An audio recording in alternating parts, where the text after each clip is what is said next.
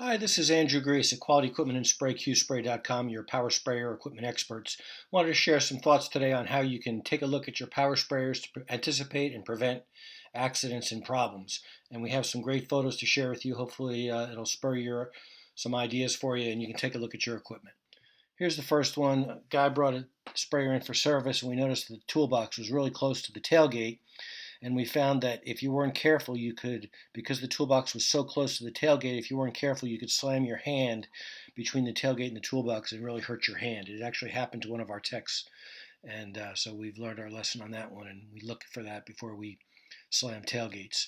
Here's a sprayer where the hose reel was hanging off or overhanging the side of the vehicle, and I just worry about this. You could catch your shirt on this. You could catch a rib on this and get an abrasion or a bruise or something and hurt yourself. So that's something you want to look for. Here's a hose reel that was hanging too far off the back of a sprayer, and the tech actually backed into something and totally destroyed the hose reel. So look for equipment that's overhanging your vehicle, because that could be a problem. Here's something we've probably all learned from. I know I've kicked a whole bunch of these tailgate hitches with my shin. It hurts like heck. So on my truck, I used to keep one in there. I kicked it a few times. Now I learned I keep it in the back seat floor, and I only install it when I need it. So I protect my shins. Here's a power sprayer that was built without a belt guard. We don't see this as much anymore. Occasionally we'll see an old sprayer that a guy built himself, but you clearly want to have belt guards or guards on anything that's moving or hot. Here is a fender of a termite sprayer that was rusted out. Clearly, this is a risk to your skin.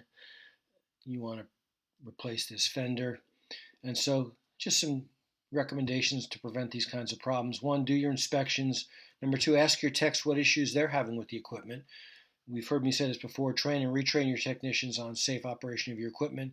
And lastly, if you're the supervisor or the boss or the owner, do a ride-alongs and see what it's like for your techs to use your equipment.